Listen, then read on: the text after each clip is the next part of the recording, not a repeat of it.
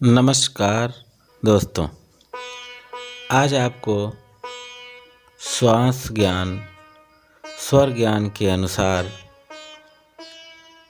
वायु तत्व, अभी तक आपने जाना इंगला पिंगला और सुषुम्ना के बारे में। आज आपको बताएंगे कि इंगला और पिंगला में वायु तत्व, जैसे हमारे शरीर में 5 तत्व होते हैं: धरती, छित, जल, पावक, गगन, समीरा। आज 5 तत्वों में से एक तत्व की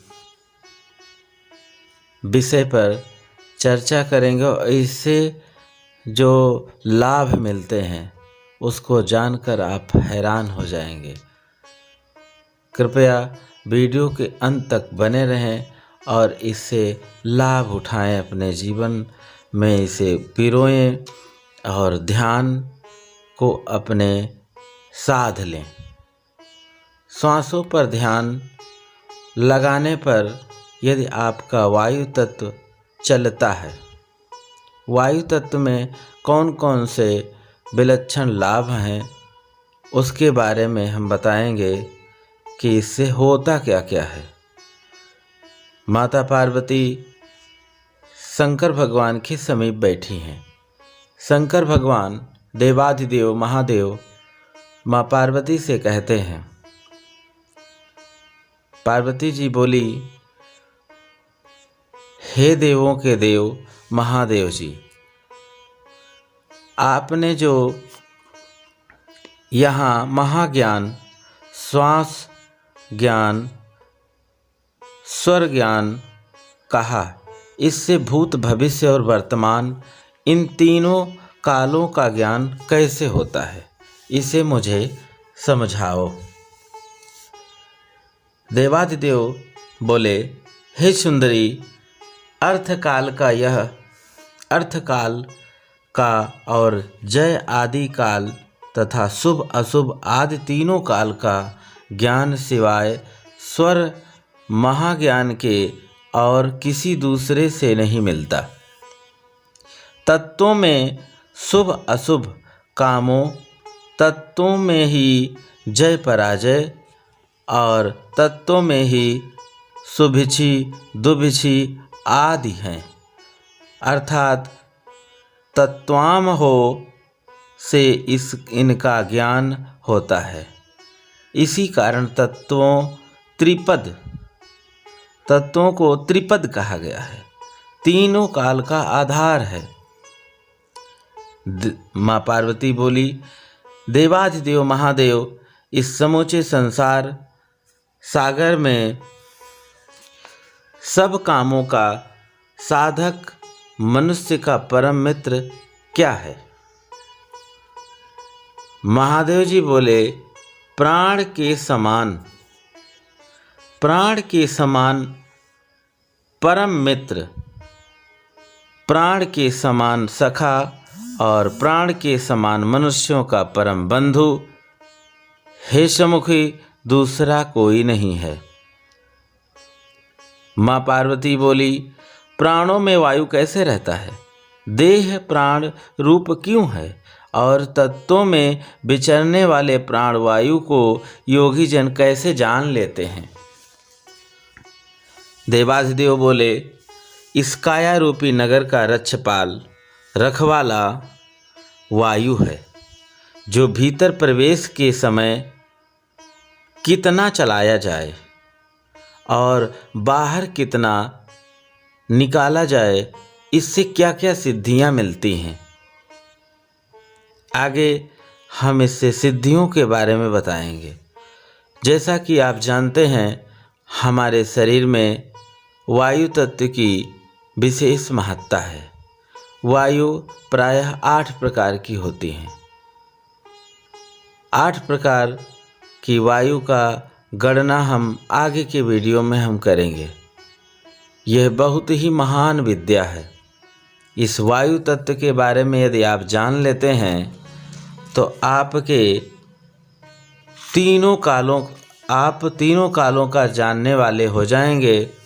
और इस श्वास को यदि हम साध लेते हैं, श्वास की साधना यदि हम कर लेते हैं, तो भविष्य में कोई आने वाली प्राणघातक और सिद्धि प्रदान करने वाली कोई विद्या नहीं हो सकती।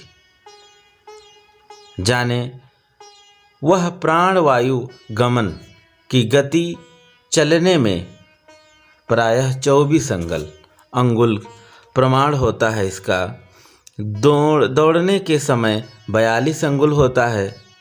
और जब हम पैदल चलते हैं तो 24 अंगुल सांस हमारी बाहर निकलती है नसा छिद्र के सामने। और यदि हम दौड़ते हैं तो सीधे डबल हो जाती है। और स्त्री प्रसंग में 65 अंगुल ये लंबी चलती है। और सोते समय यह 100 अंगुल लंबा वेगवान है। यही प्राणवायु की गतियां हैं। दोस्तों, यह जो साधना करते हैं योगी, इसीलिए वो हजारों वर्ष जीते हैं। अपनी आयु को आप बढ़ा सकते हैं श्वास की साधना से। श्वास की साधना यदि बैठकर आप ध्यान लगा रहे हैं तो उसमें कितनी रखनी है, कितना कम कर लेना है, ये आपकी गति पर निर्भर है और आपके समझदारी पर निर्भर है और प्राण की श्वास की साधना पर निर्भर है। हे देवी, प्राण की स्वाभाविक गति 12 अंगुल ही होती है और भोजन तथा वमन के समय प्राण की गति 18 अंगुल हो जाती है, अर्थात श्वास की गति 18 अंगुल हो जाती है।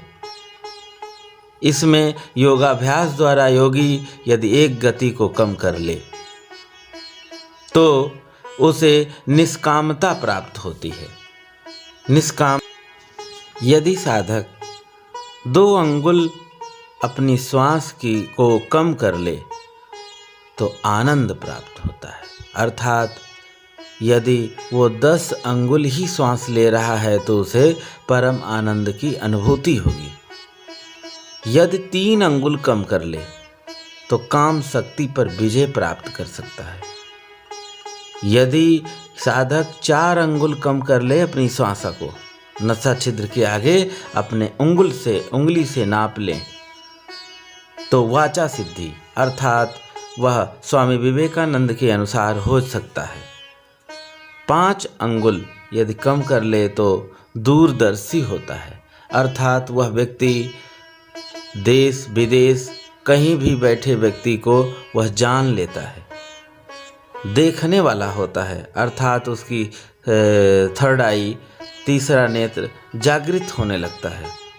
6 अंगुल यदि कम कर ले तो वह आकाशगामी, आकाश को जानने वाला होता है। आकाश में बहुत सारे तारामंडल वगैरह तमाम चीज़ें होती हैं, उसको जान लेता है।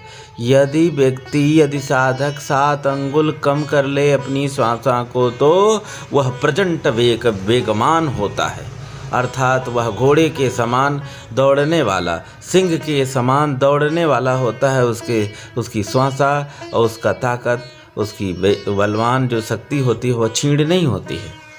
यदि योगी 8 अंगुल कम कर ले, अर्थात अपनी श्वास को 8 अंगुल कम कर ले, अर्थात वह 4 अंगुल ही बचे, नसा छिद्र के सामने 4 अंगुल बचे, तो वह व्यक्ति साधक, आप समझ लें दोस्तों, आप समझ लें वह 8 सिद्धियों को, और 9 अंगुल यदि कम कर ले तो 9 सिद्धियों को पाता है।